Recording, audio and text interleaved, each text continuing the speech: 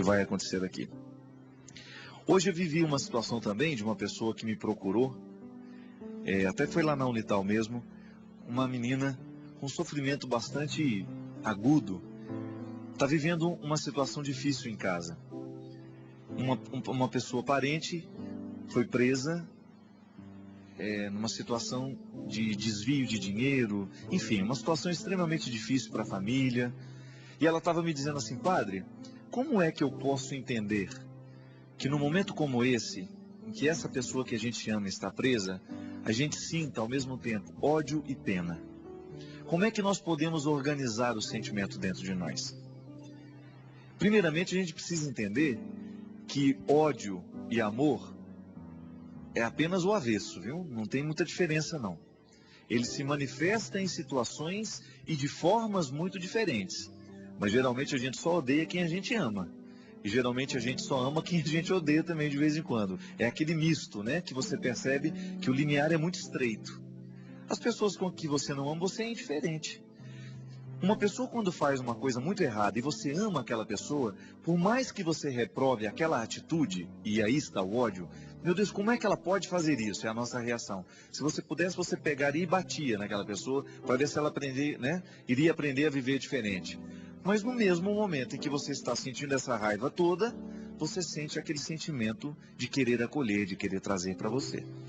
Aí, minha querida, e vale para todo mundo que sente também isso, né? De vez em quando você se depara com o erro de alguém que você ama, qual que é a sabedoria que a gente precisa ter? Tomar a distância para que o nosso amor não venha infantilizar a pessoa, porque se ela errou, ela precisa pagar pelo erro que cometeu. No momento em que a gente tenta defender uma pessoa do erro que ela fez, no momento que a gente priva aquela pessoa de crescer com o erro que cometeu, isso é, pagando pelo que fez, nós estamos sendo injustos com ela.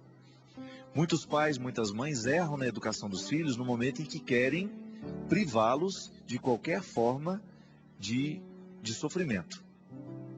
Muitas vezes, em nome do amor, a gente quer proteger o outro. E no momento que a gente protege, nós estamos prejudicando e muito aquela pessoa. E aí o sentimento é assim mesmo. Sente raiva porque sabe que ela fez alguma coisa de errada, mas ao mesmo tempo quer acolher, quer proteger. E é nessa hora que nós precisamos buscar o equilíbrio da sabedoria. Eu vivi uma situação dessa uma vez. Tive um problema familiar com alguém que eu amava muito também, que foi preso. E no ímpeto de amar, o que você quer? Arrumar um advogado que venha defender, que venha fazer isso, venha fazer aquilo, para livrar a barra daquele que a gente ama. Certo, mas e aquele que ele prejudicou? Posso até chegar à conclusão, e vamos ser honestos então. Digamos que o seu filho foi preso, ele estava roubando a casa de alguém. Prejudicou, fragilizou aquela família, tirou o que não era dele. Eu sei que no seu ímpeto de pai, você quer proteger, arrumar um bom advogado que vá livrar do seu filho da cadeia. Mas neste momento você não está sendo justo. Você não está sendo cidadão. Porque a regra da cidadania e da justiça diz que aquela pessoa que cometeu um delito precisa responder responsavelmente por aquilo que fez. Muitos filhos estão estragados por aí por causa dos pais que os defendem e os impedem de assumir a responsabilidade necessária. Nós não podemos fazer isso nunca, porque em nome do amor nós podemos estragar aquelas pessoas que estão do nosso lado. Seu filho cometeu pequenos erros hoje, ele é criança, cometeu pequenos furtos, pequenos erros, corrija agora, porque senão depois você vai ter um monstro dentro de casa. A minha mãe é uma mulher muito sábia nisso, né? Eu me lembro que uma vez o pobre do Geraldo, coitado, roubou um carrinho velho que estava jogado na porta da casa de um amiguinho dele. Ele apareceu com esse carrinho lá em casa. E a minha mãe falou assim: Geraldo, esse carrinho não é seu, onde você arrumou isso? Ah, não sei o que, tentou enrolá-la, né? Ele, no primeiro momento, ele falou que ganhou do coleguinha dele. Aí ela falou assim: então tá bom, então nós vamos lá confirmar. Não precisa ir lá não. Não, mas eu quero, ele não deu para você, então ele vai dizer para mim que ele te deu. E aí ele, vergonhosamente, não mãe, ele não me deu não, eu peguei. Então você vai lá, eu iria com você para você poder perguntar, eu vou do mesmo jeito, nós vamos nós dois lá, você vai chamá-lo, vai pedir desculpas e vai devolver o carrinho que você roubou. E graças a Deus, nós podemos ter muito defeito lá em casa, mas ladrão não tem ninguém não. Porque nós somos muito educados para isso. O que é seu, o que não é seu, não é. Isso é, gente, é uma regra que os pais, no momento que nos educam, até a gente pode passar, nossa, estou passando uma vergonha danada. É melhor passar essa vergonha agora, do que depois a gente ter o nosso rosto estampado, né?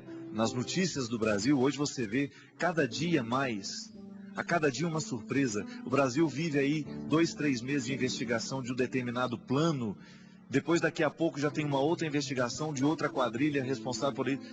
Isso é uma vergonha, um país como o nosso. Nós vivemos o tempo todo com os nossos noticiários ocupados pelos nossos políticos que insistem em não praticar a justiça nas pequenas causas. Porque eles se aproveitam daquilo que é poder público, se aproveitam daquilo que é patrimônio do povo e fica aí praticamente impune, porque muitas vezes nós não sabemos fazer justiça. É igual essa semana, quando passaram as reportagens a respeito da empregada doméstica que foi... nem vamos falar de empregada doméstica, não. Aquela senhora, aquela mulher que foi espancada cruelmente, mostrou uma série de realidades que já caíram no esquecimento, que o povo brasileiro nem sabe. Você sabe o que foi feito daqueles rapazes que colocaram fogo no índio Galdino? Estão livres, totalmente livres, sem nada, porque a justiça considerou que aquilo não foi crime. Você já imaginou isso? E esse é o nosso país.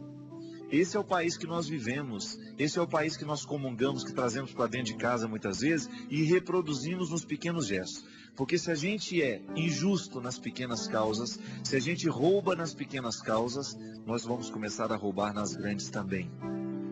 Honestidade começa pequeno, honestidade começa dentro de casa. Quando seu filho aparecer com um lápis que ele não tinha, quando aparecer com uma caneta que você não deu, procure saber a origem. Se a gente olha os nossos filhos nos olhos e descobre cada atitude que antes cada atitude diferente, cada coisa diferente que aparece dentro de casa, a gente vai se prevenir de muitas coisas desagradáveis no futuro, viu? E às vezes esse sentimento que é contrário, sinto pena e sinto ódio ao mesmo tempo. Isso tem que ser conciliado, porque a disciplina acontece aí. É no momento que nós sabemos equilibrar a raiva e o sentimento de pena. Pena não, é muito ruim, né? Sentimento de compaixão. Digamos assim, equilibrar o sentimento de compaixão e o sentimento de justiça é o que faz a gente, de fato, educar bem as